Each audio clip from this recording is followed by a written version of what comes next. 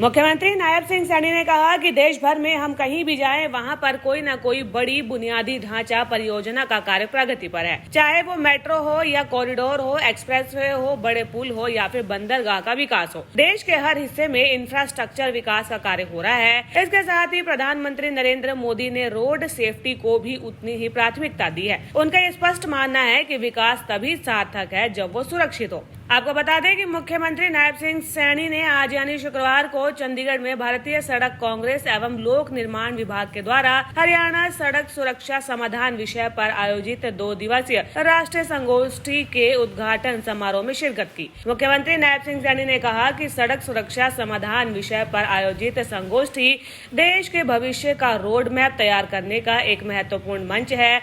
ये विचार, तकनीक, अनुभव और संकल्प मिलकर भारत को सुरक्षित, सशक्त एवं विकसित बनाने की दिशा में आगे बढ़ेंगे। पिछले 11 वर्षों में लगभग 2000 करोड़ रुपए की लागत से 97 रेलवे जो ORB और URB का निर्माण हमने किया है। साथियों, हमारी डबल इंजन की सरकार ने हरियाणा में 21 नए राष्ट्रीय राजमार्ग स्वीकृत भी किए हैं। मुझे खुशी है कि इससे 12 राजमार्ग बनकर के तैयार हो चुके हैं हरियाणा के अंदर। आज हरियाणा को अगर हम देखें, पिछले 11 वर्षों के अंदर एक भी जिला ऐसा नहीं है जिस जिला को 4 लाइनिंग रोड वो टच न किया हो। हर जिला से 4 लाइनिंग रोड हरियाणा के अंदर बनकर के तैयार हुआ है। साथियों, प्रदेश में पिछले 11 वर्षों में हमने 28,582 करोड़ रुपए की लागत से 1,719 किलोमीटर लंबे राष्ट्रीय राजमार्ग का निर्माण वो किया गया है। इनके बनने के बाद प्रदेश का, जैसा मैंने कहा भी है कि प्रदेश का एक भी जिला ऐसा नहीं बचा जो वो कनेक्टिविटी से ना जुड़ा हो। हर जिले को हमने कनेक्टिविटी से जोड़ने का काम किया है। मित्रों, हम हरियाणा में सड़क सुरक्षा की दिशा में भी तेजी से आगे बढ़ रहे हैं। हम लगातार यहाँ का इंफ्रास्ट्रक्चर वो मजबूती से आम लोगों के अनुकूल हो उसको लेकर के काम कर रहे हैं। हमने प्रदेश में सड़क नेटवर्क को मजबूत करने के साथ साथ सड़क सुरक्षा के लिए भी कई ठोस कदम हमारी सरकार ने उठाए हैं।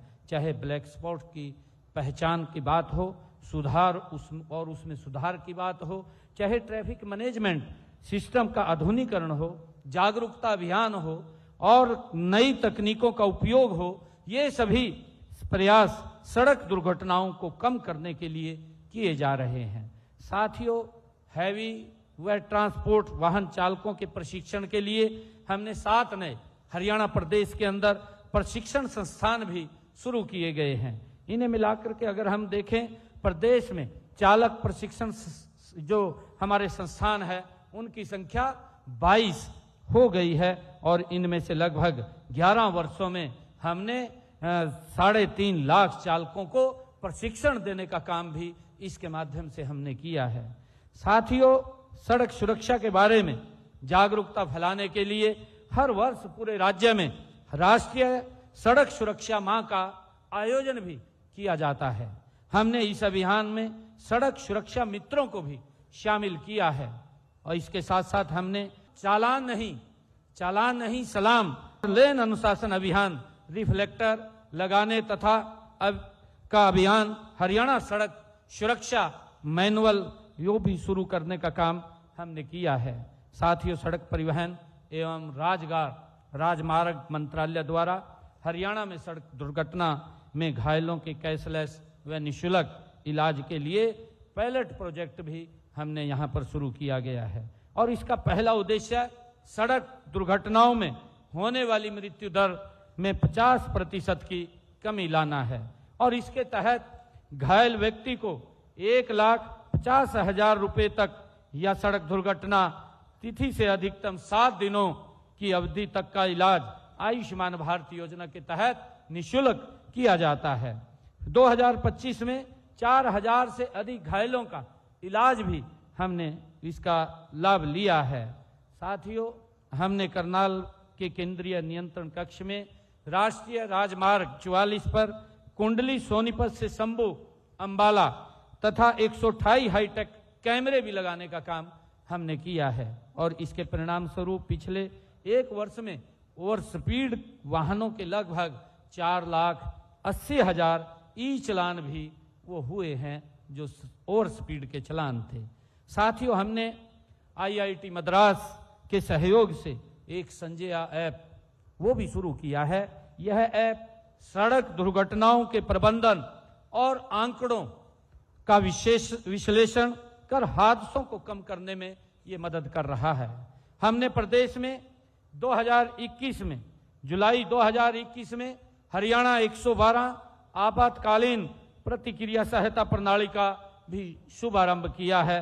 भारतीय राष्ट्रीय राजमार्ग प्राधिकरण सेवा 1033 तथा ट्रैफिक हेल्पलाइन 1073 को भी इससे जोड़ा गया है और इस पर औसत प्रक्रिया समय 2021 में ये 18 मिनट 50 सेकंड से हमने घटा करके इसको अब 10 मिनट पर लाया गया है। साथियों, हमें यह स्वीकार करना होगा कि केवल सरकार के प्रयास पर्याप्त नहीं होते हैं। यह सरकार, समाज, इंजीनियर और शोधकर्ता और हर एक नागरिक की साझा ये मिलकर के जिम्मेवारी होती है। जब तक हम सभी मिलकर के इस दिशा में कार्य नहीं करेंगे तब तक हम इस चुनौती का पूर्ण समाधान नहीं कर पाएंगे। उन्होंने कहा कि सड़क केवल एक भौतिक संरचना नहीं होती है, ये विकास की जीवन रेखा होती है। ये गांव को शहर से जोड़ती है, किसान को बाजार से जोड़ती है, युवाओं को अवसर से जोड़ती है और देश को प्रगति के पथ पर अग्रसर करती है। लेकिन ये भी एक कटु सत्य है कि जहां पर सड़क विकास का माध्यम है, वहीं पर सड़क दुर्घटनाएं हमारे समाज के लिए एक गंभीर चिंता का विषय बनी हुई है। न्यूज़म के लिए चंडीगढ़ से ब्यूरो रिपोर्ट।